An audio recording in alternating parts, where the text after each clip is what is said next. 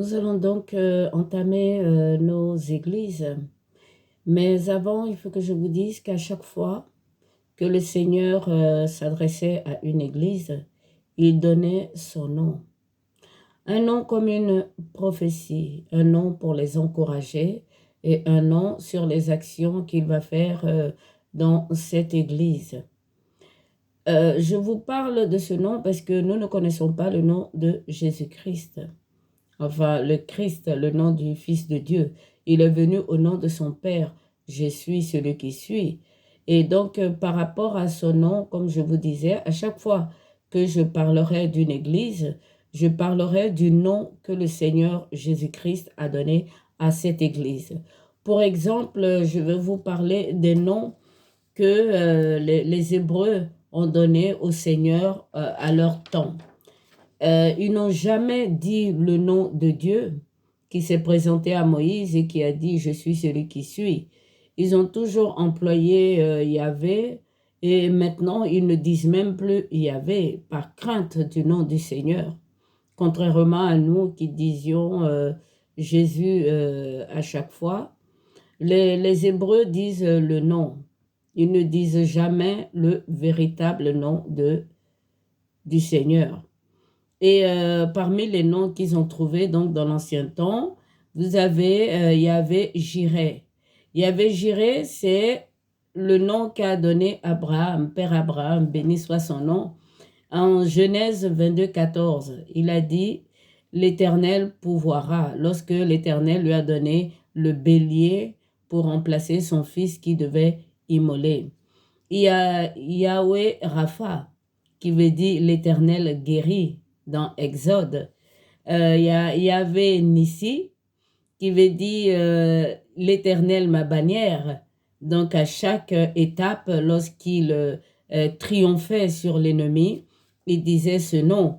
Il y a Yahvé Shalom, qui veut dire l'Éternel est notre paix, que vous pouvez trouver dans Juge 6, verset 24. Il y a Yahvé Shikenu, qui signifie notre justice, que vous pourrez trouver également en Jérémie 33, 16. Et je continue un peu. Il y a Yahvé Rohi, qui signifie l'Éternel notre berger, employé par David dans le psaume 23, 1. Vous avez Yahvé Shama, qui signifie l'Éternel est ici, employé par Ézéchiel 48, 35. Il y a Yahvé Sabaoth, qui signifie l'Éternel des armées. C'est celui-là qu'on emploie beaucoup plus souvent. Il y a Yahvé Elion, qui veut dire l'Éternel Dieu très haut, que vous trouverez dans Deutéronome. Il y a Yahvé El Roi, qui signifie Dieu qui voit, dans Genèse, donné par Agar, la mère de Ismaël. Et vous voyez que à chaque fois, les Hébreux, à chaque action faite par Dieu dans leur vie, ils donnaient un nom à l'Éternel. Et donc ici, notre Seigneur Jésus-Christ, lorsqu'il a fait son sacrifice qui nous sauve tous, et quand les églises sont venues donc au monde, à chaque fois, il donnait son nom. Et donc, ce nom est comme une prophétie, mais aussi comme une bénédiction et un encouragement. Voilà, donc nous allons commencer donc notre première église, qui est l'église d'Éphèse. Cette église est apparue à la première trompette. C'est ici l'église messianique juive. Elle est apostolique parce qu'elle est faite avec les apôtres, les envoyés du Christ. Ils étaient tous hébreux, de Pierre à Paul. La première trompette, c'était au temps et au jour du Christ. Donc, depuis sa naissance, sa mort et sa résurrection. L'église d'Éphèse a beaucoup lutté durement contre les Nicolaïtes. Tout simplement parce que les Nicolaïtes, c'était les Romains. Et nous savions que les Romains persécutaient le peuple d'Israël, le temple. Et donc, Les Nicolaïtes, ici, je vais vous lire, hein, mais Saint Paul en a parlé dans la lettre aux Romains 1, des versets 24 au 31.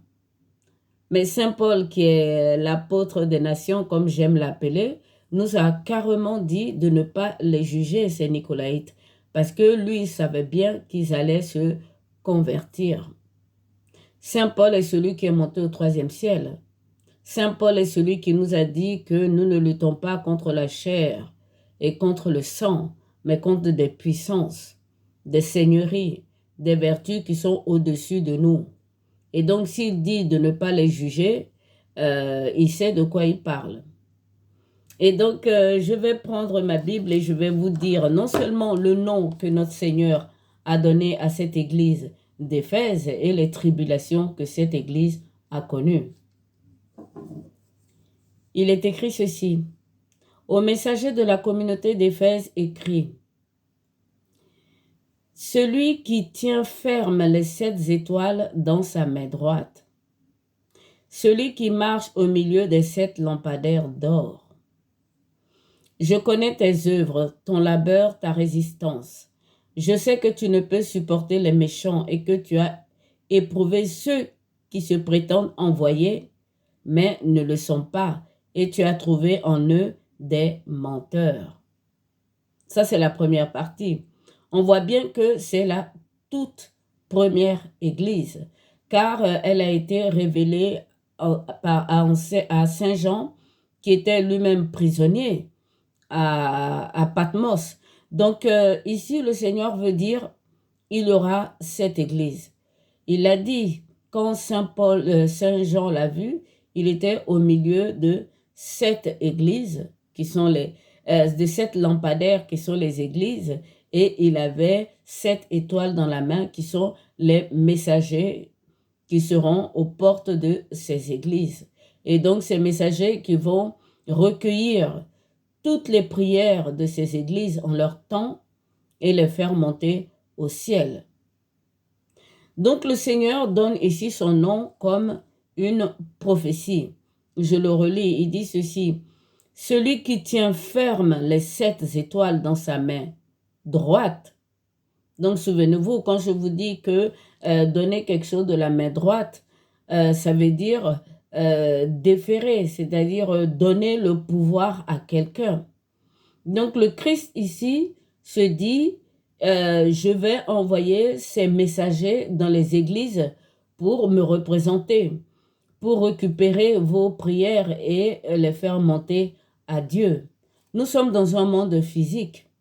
Et donc le monde spirituel, nos prières sont comme de l'encens. Nous l'avons vu dans la première vidéo. Je continue. Il dit, je connais tes œuvres, ton labeur, ta résistance. Je sais que tu ne peux supporter les méchants et que tu as éprouvé ceux qui se prétendent envoyés, mais ne le sont pas. Et tu as trouvé en eux des menteurs. Les envoyés ici, frères et sœurs, ce sont les apôtres. Je vous le disais dans une précédente vidéo. Le Seigneur Jésus-Christ, le Fils du Dieu vivant, a choisi des serviteurs à lui pour servir son Église. Et donc ces serviteurs nous équipent, nous qui sommes de la moisson, qui sommes appelés, qu'on appelle des saints. Mais nous les saints, nous sommes au service de Dieu, le Père, l'Éternel. C'est-à-dire que les envoyés, donc les apôtres ici, les prophètes, ceux qui vont traduire la Bible, les docteurs de la Bible, mais je reviendrai là-dessus, les enseignants, ceux qui enseignent la parole, la Bible, les prêtres, ceux qui font des sacrifices du corps du Christ, les évangélistes, ceux qui évangélisent, donc qui apportent la bonne nouvelle dans le monde entier. Tous ceux-là sont au service du Christ. Et donc, dans la première église à Éphèse, il s'est trouvé qu'il y avait des gens qui se prenaient pour des apôtres et qui ne l'étaient pas. Et aujourd'hui encore, il y a des gens qui se prennent pour des pasteurs, mais n'ont pas été envoyés par Jésus-Christ. Donc, vous voyez, C'est pour ça que étudier les églises ici, c'est très important. Mais je continue. Et tu résistes, tu as supporté à cause de mon nom et tu ne t'es pas lassé. Mais j'ai contre toi ton amour, le premier, tu l'as abandonné. Rappelle-toi donc d'où tu es tombé, fais retour, reprends tes premières œuvres. Sinon je viens contre toi et j'ôterai ton lampadaire de son lieu et si tu ne fais pas retour. Vous voyez, ils étaient avec le Christ. Ils étaient très proches du Christ. Ils ont connu sa vie, son ministère, sa mort et sa résurrection. Ils ont reçu le Saint-Esprit de la Pentecôte. Ils ont imposé les mains sur beaucoup de personnes. Et donc, du coup, c'était le début de l'Église. Mais arrivé à un certain moment, ça s'est essoufflé. Et vous comprendrez que aucune des églises humaines n'est parfaite. Tout simplement parce que nous sommes au temps des trompettes. C'est pour ça que j'ai tenu, mais vraiment, à commencer cette série de vidéos sur connaître ton église par les trompettes. Puisque avec les trompettes, nous apprenons tout ce qui nous arrive. Tout ce qui nous arrive, c'est-à-dire les tribulations et les épreuves auxquelles nous sommes exposés jusqu'à la fin des temps. Donc ici, le Seigneur dit clairement que cette église s'est un peu affaiblie dans l'amour. Je continue. Et il dit, mais tu as pour toi de haïr les actions des Nicolaïtes, comme moi aussi je les hais. Les actions des Nicolaïtes, je vous le disais, ce sont les Romains de cette époque. Ils avaient des rites beaucoup idolâtres. Et aussi, ils avaient des libertés sexuelles pas très saines. Et donc, le Seigneur dit carrément qu'il n'aime pas ça, qu'il le hait même. Voilà. Et donc, cette église d'Éphèse qui est la première église, vous voyez que même la première église n'était pas parfaite. Il dit ceci, qui a des oreilles qu'il écoute ce que le souffle dit aux communautés. Au vainqueur, je donnerai à manger l'arbre de la vie, celui qui est dans le paradis de Dieu. Donc, on voit bien que tous ces apôtres-là ont été sauvés. Ils sont tous morts par persécution, par crucifixion. En tout cas, pour Saint-Pierre, on le sait. Et donc, les églises connaîtront des tribulations. Elles ont connu les tribulations depuis le commencement. Elles boivent la même coupe que Jésus-Christ lui-même, notre Seigneur, a bu. Et ça fait partie de notre rédemption. C'est ce que j'essaye de dire.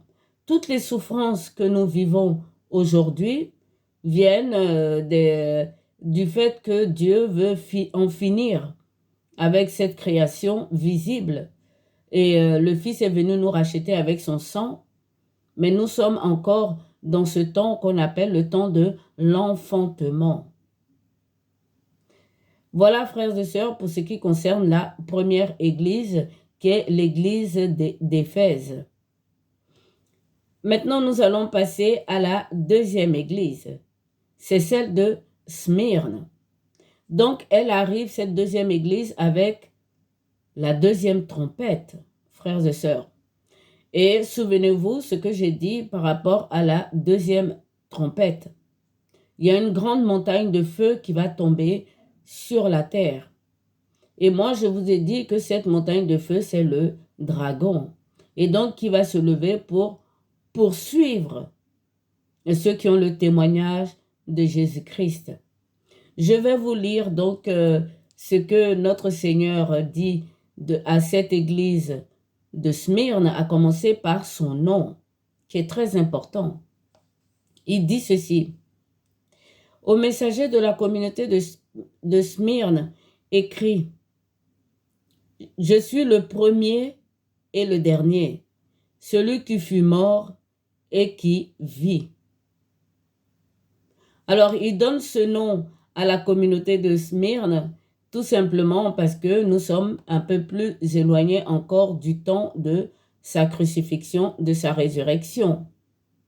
Donc, il est obligé, si vous voulez, de les encourager, de leur dire, n'ayez pas crainte. Je suis celui qui est mort et qui est ressuscité. C'est moi qui suis la tête de cette église. Je suis le premier et je suis le dernier. Je suis l'alpha et l'oméga. Et je continue. Je connais ton oppression et ta pauvreté, mais tu es riche. Et je sais le blasphème de ceux qui se prétendent juifs et ne le sont pas, eux qui sont de la synagogue de l'adversaire. Voilà pourquoi je vous disais que la troisième trompette qui concerne ici cette église, non, la deuxième trompette qui concerne ici cette église de Smyrne, c'est que le dragon est tombé. Le dragon est tombé et donc il va monter, si vous voulez, les Juifs contre les chrétiens. Contre les chrétiens parce qu'il se bat contre les témoins de Jésus-Christ. Et le Seigneur dit carrément que c'est une synagogue de Satan. Vous pouvez lire votre Bible, c'est écrit, mais exactement comme je vous le dis. C'est dire à quel point la fureur du dragon contre les enfants de l'Église est forte. Je continue.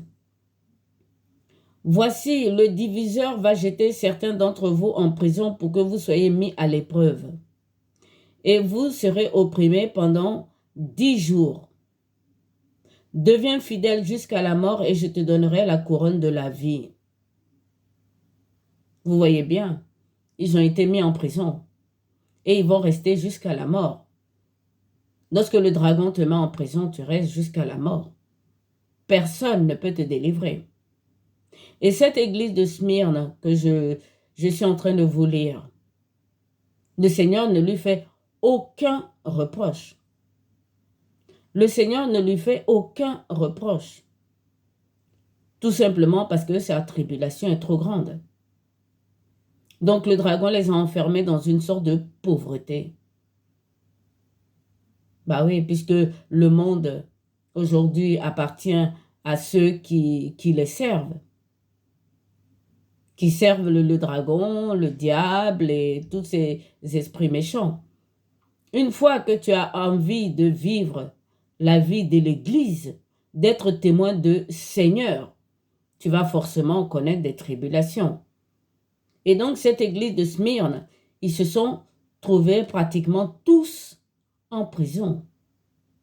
C'est pour ça que le Seigneur leur dit, je suis le premier et le dernier. Je suis mort et voici je suis vivant.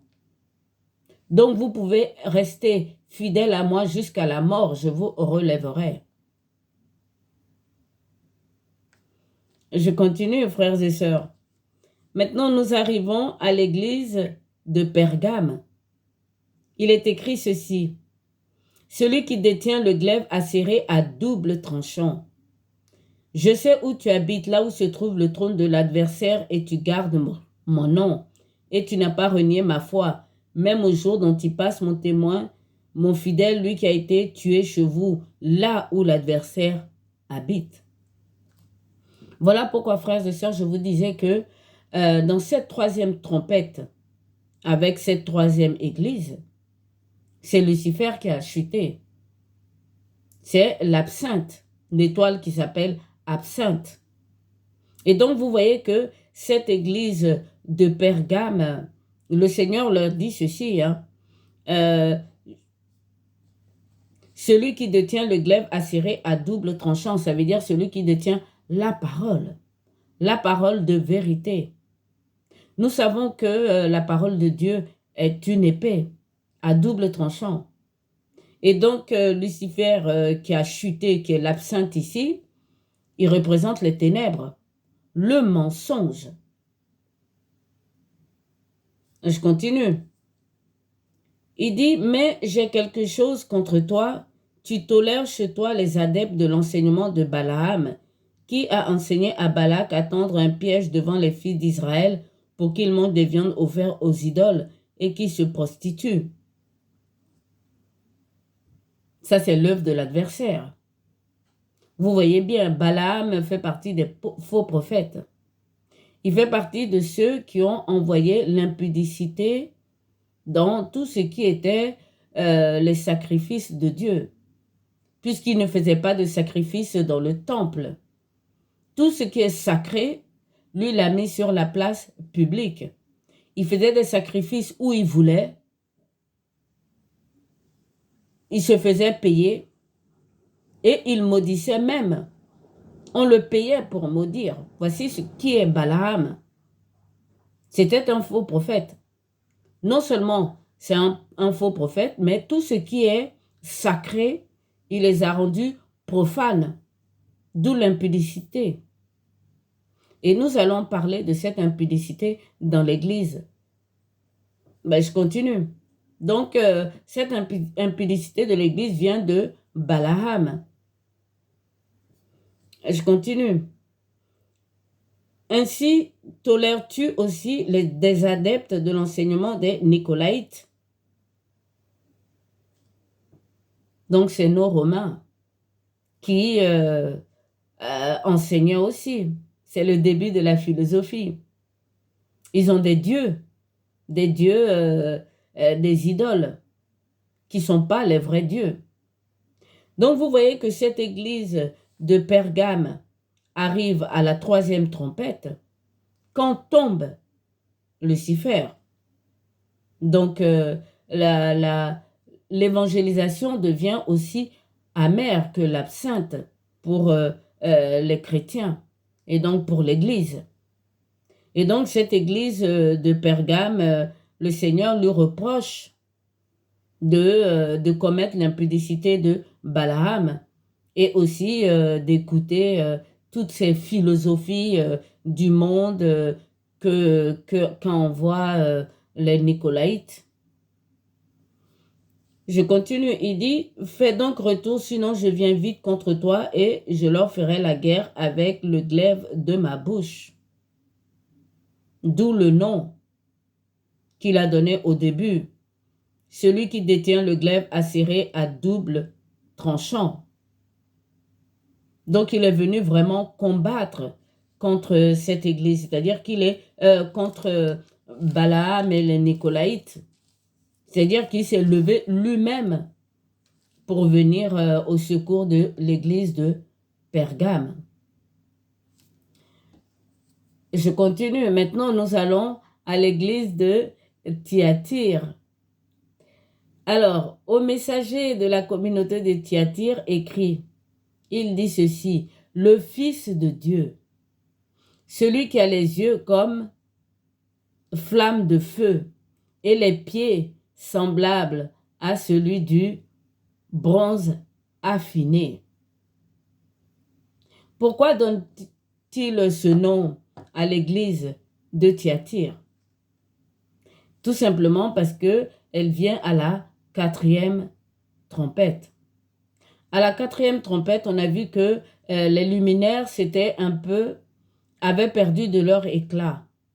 Ça veut dire tout simplement que les ténèbres ont commencé à faire leurs œuvres. Les ténèbres ont commencé à faire leurs œuvres et donc la pauvre église de Thyatire se trouve quand même à un moment très difficile. C'est le début de la politique. C'est le début de la politique, le début des nations. C'est le début de la sortie, si vous voulez, de la mer de toutes ces bêtes énormes, des lions avec 4 têtes ou du léopard. C'est les tout premiers débuts. Et donc cette église de Thyatire qui croit en Jésus, qui croit à l'enlèvement, carrément. Cette église croit à l'enlèvement parce que Saint Paul lui-même, quand il était avec nous, il pensait que l'enlèvement allait avoir lieu maintenant. Eh bien, ça n'a pas été le cas. Nous sommes là encore 2000 ans après notre Seigneur Jésus-Christ. Donc, cette église de Thyatire qui voit sortir toutes ces nations et la politique, elle est un peu dans le doute parce qu'elle se dit, on va être enlevé ou pas? Est-ce que le monde est sauvé? Parce que ces nations viennent évidemment de Satan et du dragon. Mais je continue la lecture. Il dit, je connais tes œuvres, ton amour, ta foi, ton service, ta résistance. Et tes œuvres récentes sont plus nombreuses que les anciennes. Ils ont combattu. Ils ont vraiment combattu pour résister à ces nations. Je continue. Mais j'ai contre toi que tu laisses faire la femme Jézabel qui se prétend prophétesse et en les trompant, enseigne à mes serviteurs à se prostituer et à manger des viandes offertes aux idoles. C'est le moment de la politique, donc de Jézabel. Jézabel est la mère, si vous voulez, de la République. Jézabel est la Marianne. Elle est la prostituée de la Babylone. Celle qui est assise sur les bêtes. À la fin, lorsqu'on lit la fin de l'Apocalypse, on parle de la destruction de Jézabel, donc de la prostituée, qui est assise sur des bêtes et donc sur des nations. C'est pour ça que cette église de Thyatire, elle a vraiment connu le doute. Aujourd'hui, nous ne connaissons pas ce doute parce que bon, ça fait 2000 ans, on continue encore à lire la Bible, à découvrir les mystères cachés. Mais cette église de Thyatire, frères et sœurs, elle pensait qu'elle allait être enlevée. Enlevée, comme indiqué par Saint Paul. C'est pour ça que le Seigneur lui dit, je suis le Fils de Dieu. J'ai les yeux comme flammes de feu et les pieds semblables à du bronze affiné. C'est-à-dire que je suis là jusqu'à la fin. Ne craignez pas. Voilà, donc je continue. Il dit, et ces enfants, je les tuerai de mort. Toutes les communautés apprendront que je suis, moi, celui qui scrute les reins et les cœurs, et je rendrai à chacun de vous selon vos œuvres. Mais je vous dis à vous, les eaux de Thyatire, qui ne suivez pas cet enseignement et qui n'êtes pas pénétrés des profondeurs de l'adversaire, comme ils disent, vous voyez, pénétrer des profondeurs de l'adversaire, pénétrer des profondeurs du dragon, de Satan, et donc de toutes ces connaissances qu'ils apportent. Et oui, frères et sœurs, aujourd'hui encore, ça se passe. Il y a des gens qui sont scrutés, étudiés par d'autres frères, qui pensent découvrir, selon eux, la puissance de Satan, comme s'ils étaient capables de le faire. Et donc, ils font du mal à leurs frères dans cette sorte d'enquête. Ils veulent savoir quelle est la puissance de Satan, quelle est la puissance de Dieu. Et c'est pour ça que je vous disais dans une de nos vidéos, nous sommes des Adam.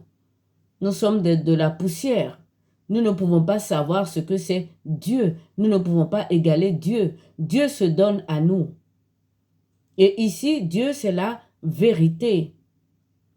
Et Satan, c'est les mensonges. Comment est-ce qu'un homme qui reçoit tout de l'extérieur, soit de Dieu tout ce qui est bien, soit de l'adversaire tout ce qui est mauvais, peut comprendre ce qui est à l'intérieur de cela? On ne peut pas. On ne peut pas. Donc cette église de Thyatire, frères et sœurs, a beaucoup souffert. Elle était mais vraiment à l'apogée de la naissance de la politique, de la naissance des nations qui sortaient de la mer. Et elle se disait, mais on va être enlevé ou pas? Voilà, je continue. Et donc, le vainqueur, celui qui garde mes œuvres jusqu'au bout, je lui donnerai un pouvoir sur les nations. Vous voyez? Donc, les œuvres du Seigneur restent au-dessus des œuvres de ces nations. Et on voit que les serviteurs de Dieu, certains, les vrais, ont un véritable pouvoir sur les nations.